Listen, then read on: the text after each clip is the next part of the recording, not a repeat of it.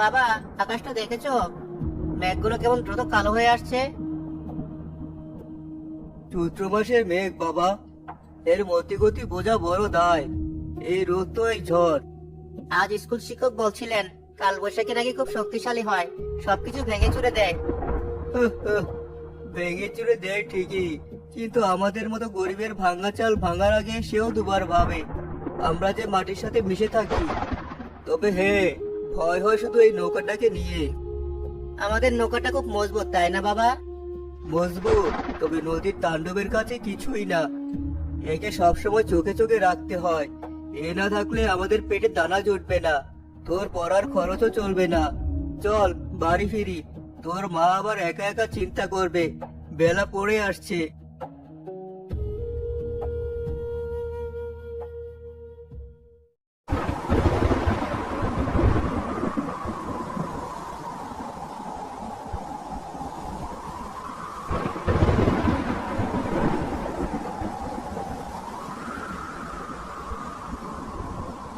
সৃষ্টিকর্তা, রক্ষা করো, এ কি আজব নেমে এলো।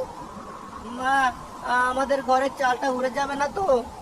চুপ কর বাবা, অশুভ কথা বলতে নেই। তোর বাবা আছে না, কিচ্ছু হবে না। সর্বনাশ, এ কি ভুল হয়ে গেল আমার। কি হয়েছে, অমন করছো কেন?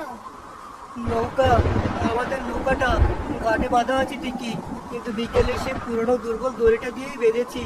ভেবেছিলাম সন্ধ্যার আগে গিয়ে মোটা কাঁচিটা লাগিয়ে আসবো, কিন্তু মাথা থেকে একদম বেরিয়ে গেছে। এই ভয়ঙ্কর ঝড়ে তো দড়ি ছিঁড়ে ভেসে যাবে। যাবে কি, এত করে হয়তো বেশি গেছেও। আমাদের যে সব শেষ হয়ে যাবে বকুল, আমরা যে পথে বসে যাব। বাবা, নৌকাটা না থাকলে আমি আর স্কুলে যেতে পারবো না, আমার বই হবে না। না, আমি ওকে বেশি যেতে দিতে পারি না। আমি এখনই যাব। পাগল হয়েছো তুমি? এই ঝড়ের মধ্যে বাইরে যাবে? বাইরে যে সাক্ষাৎ আজরাইল ঘুরছে, শুনতে পাচ্ছ না সেই ডাক? সব ছাড়ো বকুল, তুমি বুঝছো না। ওই নৌকাটা শুধু কয়েকটা কাঠের তক্তা নয়, ওটা আমাদের তিনজনের মুখের অন্যের যোগান দেয়। ওটা সজীবের খাতা কলম, ওর ভবিষ্যৎ। ওটা চলে গেলে আমরা ভিখারি হয়ে যাব। তোমার জীবনের চেয়ে কেউ কাঠের দাম বেশি? তুমি গেলে যদি আর ফিরে না আসো, তখন আমাদের কি হবে? সজীবকে নিয়ে আমি কোথায় যাব? আমার কিচ্ছু হবে না, আমি তো আর ঝড়ের সাথে লড়তে যাচ্ছি না। এই তো যাব, কাঠের ওই বড় গাছটার সাথে নৌকাটা ভালো করে বেঁধে দিয়েই ছুটে চলে আসবো। তুমি শুধু দরজাটা আটকে বসে থাকো, সজীবকে দেখে রাখো। না, আমি তোমাকে যেতে দেব না। আমার মনটা কু ডাকছে। দোহাই তোমার, আজকের রাতটা থেকে যাও। নৌকো গেলে যাক, আমরা না হয় না কি থাকবো। ছি, জেলের বউ হয়ে তুমি এত দুর্বল। নিজের রুজি রোজগারের জিনিসটাকে অরক্ষিত রেখে আমি ঘরে বসে থাকবো? আমার বিবিকে বাঁধবে, আর এক মুহূর্ত নষ্ট করা যাবে না। বাবা, যেও না, আমার খুব ভয় করছে। ভয় পাস না বাবা, দেখবি তোর বাবা ঠিক জিতে ফিরে আসবে। মায়ের কাছে থাকিস, একদম দুষ্টুমি করিস না।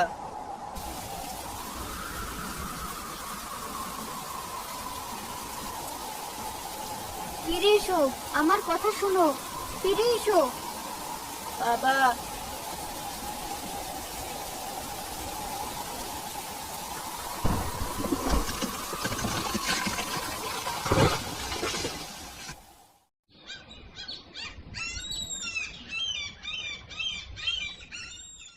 ঘাটের কাছে গ্রামের মানুষের ভিড়। নদীর পাড়ে একটা বিশাল গাছ গোড়া থেকে উপড়ে পড়ে আছে। তার মোটা গুড়ির নিচে আজহারের নিথর দেহটা আটকে আছে। শুধু একটা হাত বাইরে থেকে দেখা যাচ্ছিল।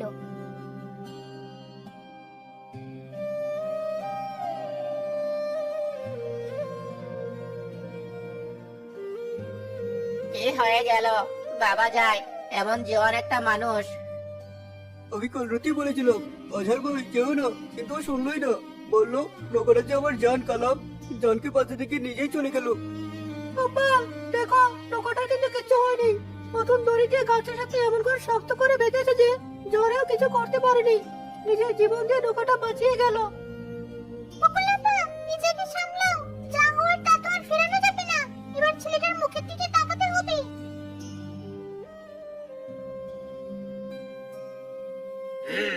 আমি আগেই জানতাম এমন কিছু একটা হবে। অতি বাড়াবাড়ি ভালো নয়। সামান্য একটা কাঠের টুকরার জন্য যে ঝড়ের রাতে মৃত্যুর সাথে পাঞ্জা লড়তে যায়, তার এই পরিণতি তো হয়। বড় বিষ এসেছিল। ওহ চৌধুরী সাহেব, এখন এসব বলবেন না, বেচারির অবস্থাটা তো দেখুন। আমি কোনো ভুল কথা বলছি না কালাম। খামখেয়ালিপনার ফল এমনই হয়। এখন কি হবে এই মা ছেলের? কে এদের দায়িত্ব নেবে? তোমরা?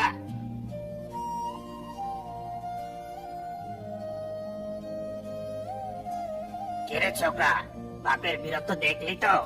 এবার তো পড়ালেখা সব গেল। পারবি তো সংসারে বোঝা টানতে?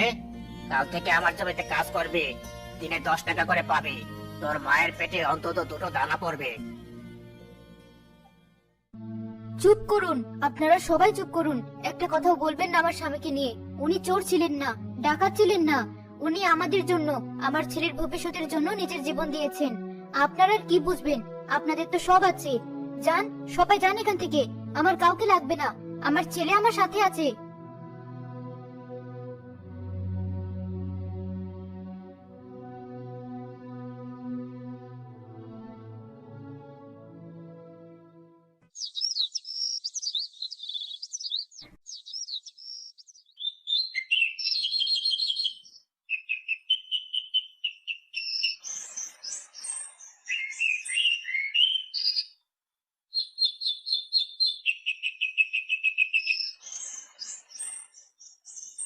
আরে সজীব না, দেখ দেখ, একেবারে বাবার মতোই কর্মঠ হয়ে উঠছে। কর্মঠ? একে বলে পেটের দায়ে কর্মঠ হওয়া? কি রে, আজকাল তোকে আর বই হাতে দেখি না। একেবারে দিনমজুর হয়ে গেছিস। তার দিনে রোজগার কেমন হয়? মা ছেলে চলে যায়? চলে যায় চৌধুরী সাহেব। তোর বাবা তোর মতোই এক প্রকার ছিল, কিন্তু তার জেদ তাকে গাছের তলায় পিষে মারলো। তুই আবার কোন পথে চলছিস? ওই নদীর দিকে যাস নাকি এখনো? নদীর দিকে যাব না কেন? বাবা নেই, কিন্তু নৌকাটা তো আছে, ওটাই আমার একমাত্র সম্বল। শোনো শোনো সবাই, ছেলেটার কথা শোনো। আরে হতভাগা, ওই নৌকাটা একটা আপদ। ওটা তোর বাপের প্রাণ খেয়েছে। ওটাকে বেচে দিয়ে 2টো টাকা হাতে কর, না হলে দেখবি একদিন ওটাই তোকে খাবে। ওটা আমার বাবার শেষ স্মৃতিচিহ্ন, ওটা আমি কিছুতেই বেচবো না। ওরে বাবা, তেজ দেখেছিস? যার পেটে ঠিক মতো খাবার জোটে না, তার আবার এত তেজ। যা যা, ভাগ এখান থেকে। বড়দের মুখে মুখে কথা বলে আদব কায়দা কিছুই শিখে নেই।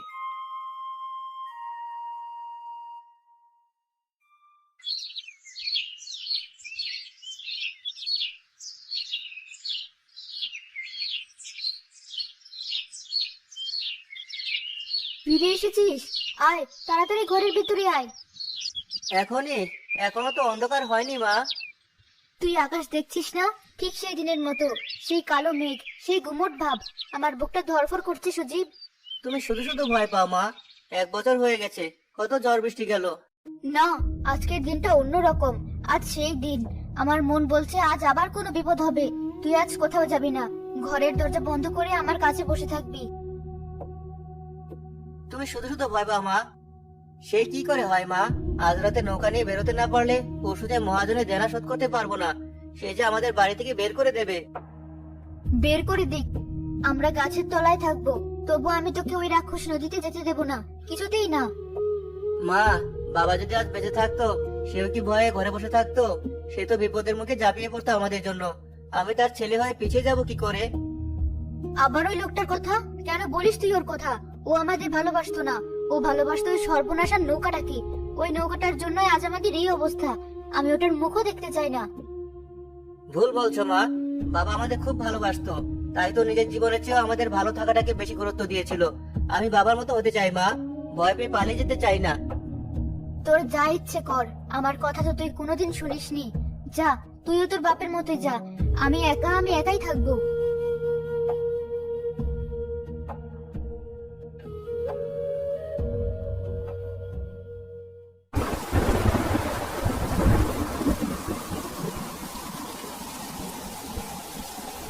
কি ভয়ানক ঝড় উঠেছে, ঠিক যেন গত বছরের এই রাতটা। আজ হাজারের কথা মনে পড়ে গেল, বেচারা। থামো তো তুমি। একটা মরা মানুষকে নিয়ে সারাদিন পরে থাকো, ভালো কিছু তো ভাবতে পারো তাই না? চৌধুরী সাহেব, সর্বনাশ হয়ে গেছে। কি হয়েছে? এমন করছিস কেন? ছোট হুজুর, রাজুকে দেখছেন? রাজু, রাজু তো এখানেই। কই গেল ছেলেটা? ঘরেই তো ছিল। কোথায় আবার যাবে? দেখো, কোনো ঘরে কোনো লোকে আছে? না চৌধুরী সাহেব, আমি আমি ওকে নদীর পাড়ি থেকে ছুটতে দেখেছিলাম। আমার নাতি, আমার একমাত্র নাতি এই ঝড়ের মধ্যে নদীর পাড়ে।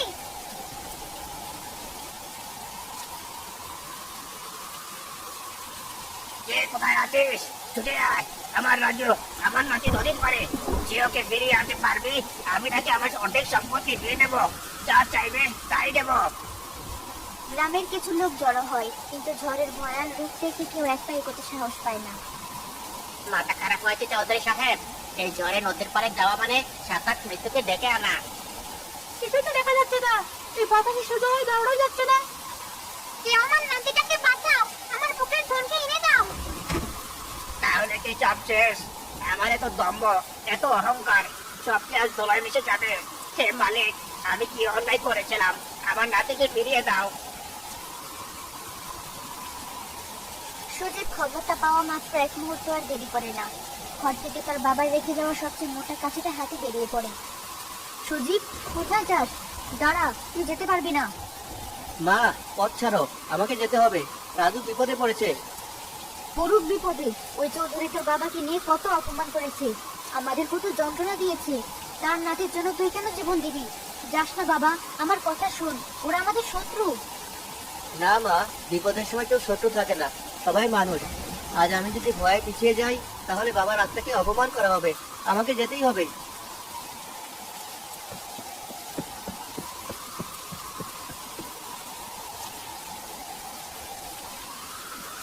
চৌধুরী সাহেব, রাজু কোথায়? তুই তুই এখানে কেন? বাড়ি যা, তোর মায়ের কাছে যা।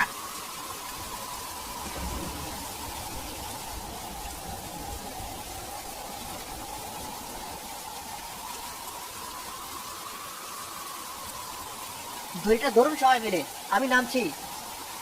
না না সজীব, যাস না, তুইও বিপদে পড়বি। আমি আরেকটা প্রাণ যেতে দিতে পারবো না। আমার অন্যায়ের বোঝার বাড়াস না। আমি মরবো না, আমি রাজুকে নিয়ে ফিরবো। শুধু আপনারা দড়িটা শক্ত করে ধরে রাখবেন। দড়িটা কেউ না ধরায় সজীব দড়ির এক প্রান্তে একটা গাছের গুড়িতে 3-4 প্যাচ দিয়ে বাঁধে, বাকিটা নিজের কোমরে পেঁচিয়ে নেয়। তারপর সে সাক্ষাৎ মৃত্যুর দিকে নামতে শুরু করে। সে রাজু, ভয় পাস না, আমি আসছি। শক্ত করে ডালটা ধরে রাখ।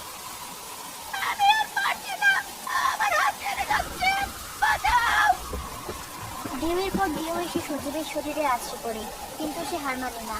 অনেক কষ্টে রাজুর কাছে পৌঁছে সে এক হাতে ডাল ধরে, অন্য হাতে রাজুকে নিজের বুকের সাথে জড়িয়ে ধরে। টানুন, দড়ি টানুন।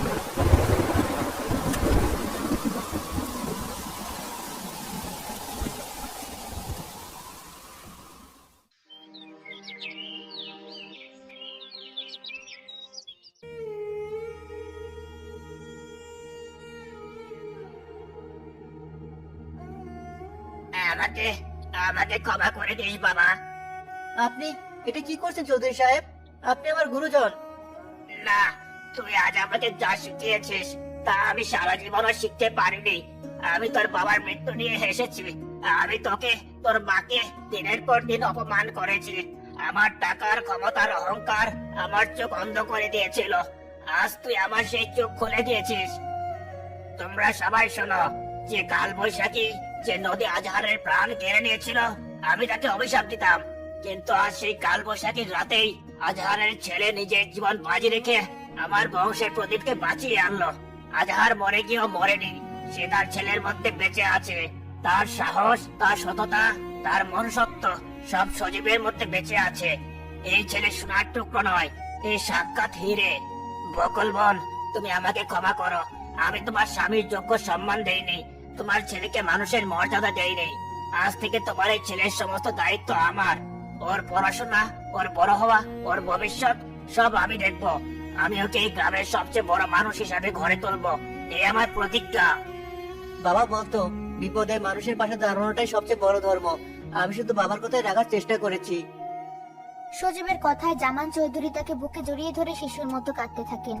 গ্রামের অন্যান্য মানুষ যারা এতদিন সজীবকে তাচ্ছিল্য করত, তারা আজ অনুশোচনায় শ্রদ্ধায় মাথা নত করে।